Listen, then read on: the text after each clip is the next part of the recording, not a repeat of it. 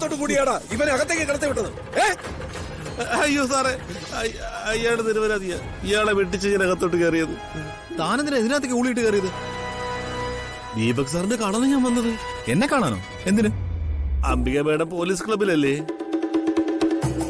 അപ്പോ ആ പോലീസ് സ്റ്റേഷന് ചുറ്റിലും ഞാനൊരു 10 ഓട്ടോയിൽ റൗണ്ട് അടിച്ചു കാണും അംബിക മേഡത്തിന് കാണാൻ വേണ്ടി. മന്ത്രി ആയാലും അല്ലെങ്കിലും ഞാൻ അംബിക മേഡത്തിന്റെ PA അല്ലേ, എനിക്കത് സഹിക്കൂ? വനിതാ പോലീസുകാരെല്ലാം കൂടി മേഡത്തിനെ വളഞ്ഞിട്ട് തല്ലി എല്ലൊടിക്കുന്ന എന്റെ പേടി. മതി മതി, അവരൊരു കള്ളക്കരച്ചില്. ഞാൻ പോയ ഇവിടുന്ന്. ഞാൻ പോവൂല.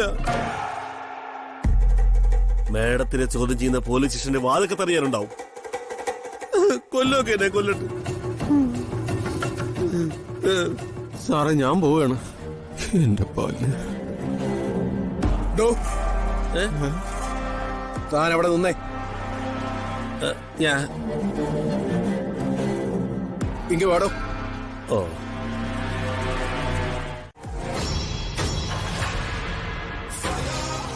ഭാസ്കര, ഞങ്ങളുടെ അടുത്ത് ഓലപ്പടക്കം പൊട്ടിച്ച് കളിക്കല്ലേ.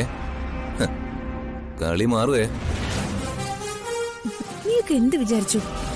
നിന്റെ വിരട്ട് കാണുമ്പോ ഞാൻ പേടിച്ചു പോകുന്നു. നീയൊക്കെ ലോക തറകളായതോട്ട് തറവേലകൾ ഇറക്കുമെന്ന് എനിക്ക് നന്നായിട്ട് അറിയായിരുന്നു. നീയൊക്കെ ഏതുവരെ പോകുന്നറിയാനാ രാജു ഒന്ന് മാറി നിന്നെ. ഓ രാജു കൂടെയുള്ളപ്പോ ഒരു പോറല് പോലും എനിക്ക് ഏൽക്കില്ല. ഇനി പറയേ, എന്റെ ക്വസ്റ്റ്യന്റെ ആൻസർ നെഗറ്റീവോ അല്ല പോസിറ്റീവോ? നെഗറ്റീവ്. ഞാൻ ആ വീട് നിങ്ങൾക്ക് തരില്ല. ഷുവർ? തന്നോട് ആ വീട് ഞാൻ തിരികെ വാങ്ങിച്ചാലോ?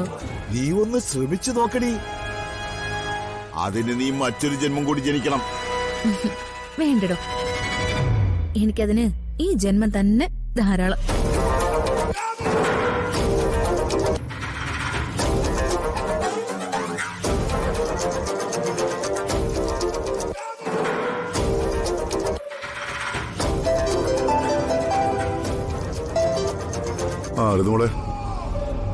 അച്ഛാ, ഞാൻ ഫോണ് സ്പീക്കറിൽ ഇട്ടിരിക്കുക. ഞാനിപ്പോ ഈ ഭാസ്കറിന്റെ ഫ്രണ്ടിലുണ്ട്. അയാളീന്ന് ആ വീട് എനിക്ക് തിരികെ വാങ്ങിത്തരണം. ഭാസ്കര, ഹലോ, ഞാൻ പറയുന്നത് കേൾക്കുന്നുണ്ടോ? ഓ, കേൾക്കുന്നുണ്ട്. ഭാസ്കര, ഞങ്ങളുടെ ആവശ്യം ന്യായമാ. അതുകൊണ്ട് നീയും രുക്മിണിയും ചേർന്ന് നടത്തുന്ന ഈ ഡ്രാമ അവസാനിപ്പിക്കണം. ആ വീട് അവർക്ക് തിരിച്ചു കൊടുക്കുക.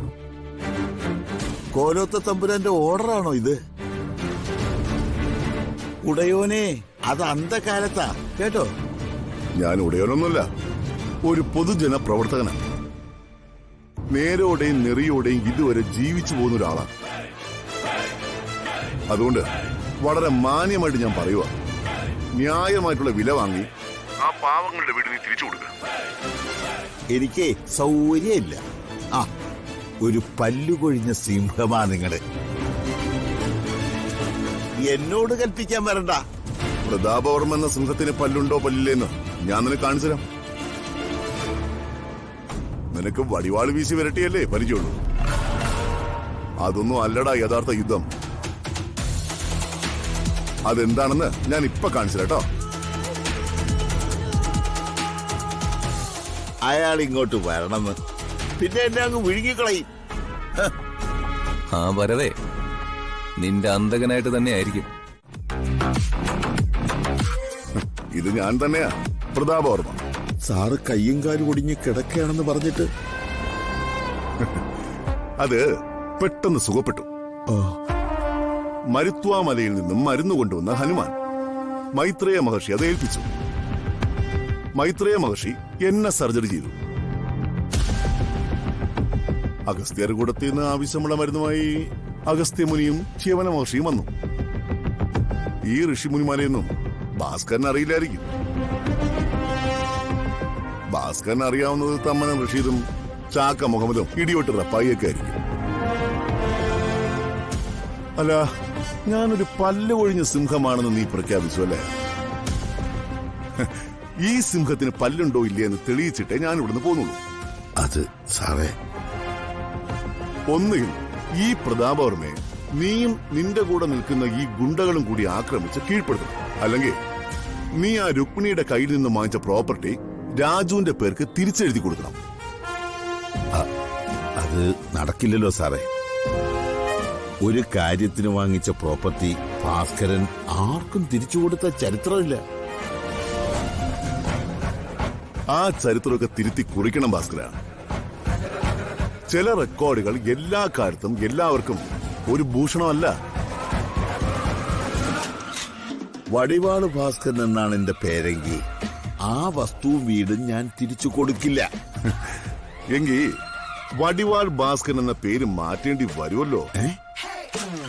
നമുക്കൊരു കാര്യം ചെയ്യാം, തോറ്റോടി ഭാസ്കരൻ എന്നാക്കാം. എന്താ രാജു? അല്ല സാറേ, നമുക്കേ ഈ നെത്തോലി ഭാസ്കരൻ എന്ന് തിരുത്തിയാ മതി. കളിയാക്കല്ലേ, നീ കളിയാക്കല്ലേ. അമ്മായിയപ്പനും മരുമോനും എന്നെ അറിയില്ല. ഇവിടെ ചോര തർപ്പിക്കാതെ മര്യാദയ്ക്ക് തിരികെ പോ. ചോര തെറിപ്പിക്കാതെ ഈ പ്രശ്നം മാന്യമായിട്ട് പരിഹരിക്കാൻ പ്രതാപവർമ്മയ്ക്കറിയാം. അതുകൊണ്ട് ഒരിക്കൽ കൂടി ഞാൻ പറയുക, ആ പ്രോപ്പർട്ടി രാജുവിന്റെ പേരിൽ എഴുതി കൊടുക്കണം. ഇല്ല എന്ന് ഞാൻ പറഞ്ഞില്ലേ.